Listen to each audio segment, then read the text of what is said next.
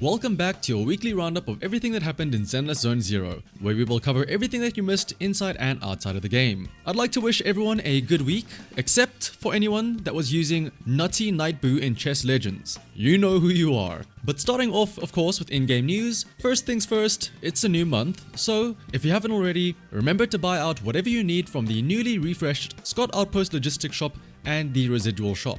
But most importantly, this week will also mark the second half of patch 2.1, starting on Wednesday. This means that you only have a few days left to try and pull on Yuzuha and Miyabi's banners before they go away for the foreseeable future. And also, it means that you'll finally have a chance to pull on the new banners featuring Alice and Yanagi. And if for whatever reason you don't have them maxed out yet, you could also get plenty of mindscapes for Seth and Sokaku along the way, as they are the featured A ranks for these banners. As a quick reminder, if you are still late to pre-farming for Alice, aside from the typical anomaly and physical stuff and XP, for her core skill upgrade, Alice needs the new Joker drops from Expert Challenge and the Bringer Notorious Hunt drops. So be sure to take on Bringer with your 3 weekly hunt if you have not done so already. Now, the new banners aren't the only thing to look forward to though. Firstly, there is another login event, this time the Enna Into Your Lap event, which will reward you with a total of 10 Boopons for logging in across a total of 7 days. And then secondly, the Ghost Ship Adventure will give us all even more chances to see Alice and the rest of Spook Shack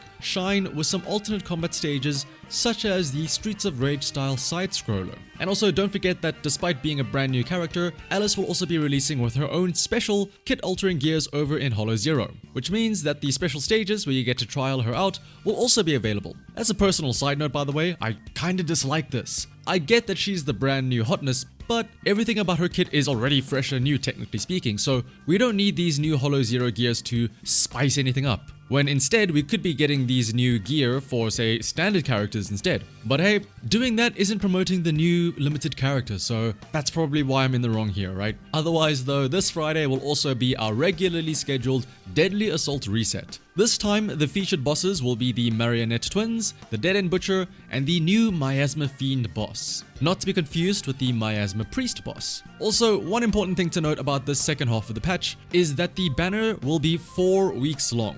1 week longer than usual. This means that you'll have more time to try and scrounge up some polychrome to pull for them. Alternatively, if you're skipping Alice for the Obol squad coming next patch, that gives you more time to save. Now, whichever camp you're in though, if you are in need of some more polychrome, if you would like to top up on some polychromes yourselves, why not try using LD Shop? Especially considering you can get top-up options cheaper through LD Shop than you would in-game, with discounts of up to nearly 22% for new users. For example, purchasing an internet membership through LD Shop costs only $3.87 compared to the $5 if you were to purchase it in-game. And topping up is really easy. All you need is your in-game user ID and your server. Once you fill those in, you can click on top up, choose your payment method, and within seconds your order is completed and you can see the rewards in-game. And yes, you can even get the double bonus for first time top-ups. LD Shop is a trusted and authorized service that is 100% safe and legitimate. Also, if you use my link in the description when you register on LD Shop, you will also get a 5% off coupon to use. And if you spend over $80, you will also gain a VIP membership, which can earn you free internet memberships and regular coupons. Once again, you can check out the description and the pinned comment to start saving with LD Shop. Moving on over to the social media side of things though. First things first, boo! Nekomata Jumpscare. Hopefully this is the only time that you'll see her this week though, but it was Nekomata's birthday the other day.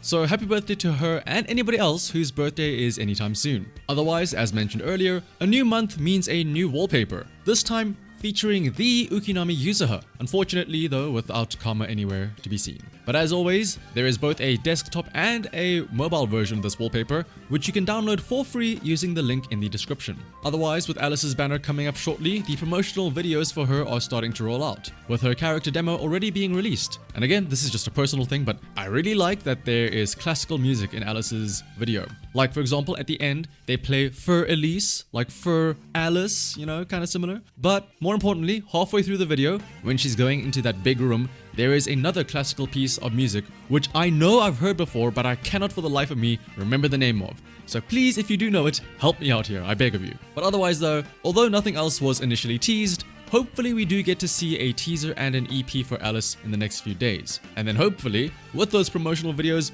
we also see some Twitter event competitions associated with them for some more potential freebies. But as I said though, there was nothing initially teased during the live stream, so the jury is still out on whether or not we will be getting another EP for Alice. This past weekend was also Hoyo Fest, so if any of you out there did happen to go to Hoyo Fest, hope that you all had lots of fun and enjoyed yourselves, whether it be for Zenless Zone Zero or any of the other Hoyo games like Genshin Impact, Honkai Star Rail, Honkai Impact 3rd, or even Tears of Themis. Yes, I recognize you guys out there, don't worry, you are heard.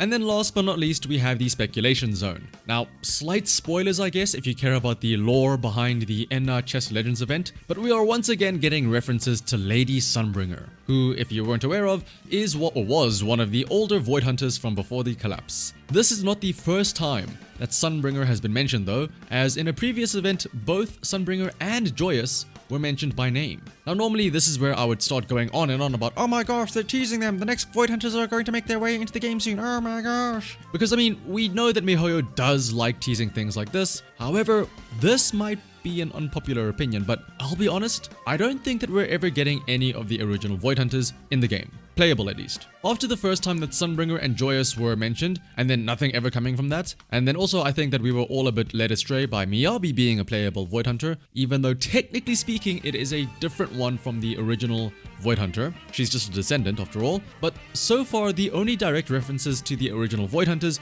have been in these sort of one-off side stories that for the most part seem like they don't really have too much to do with the main story and are sort of more for lore and world building.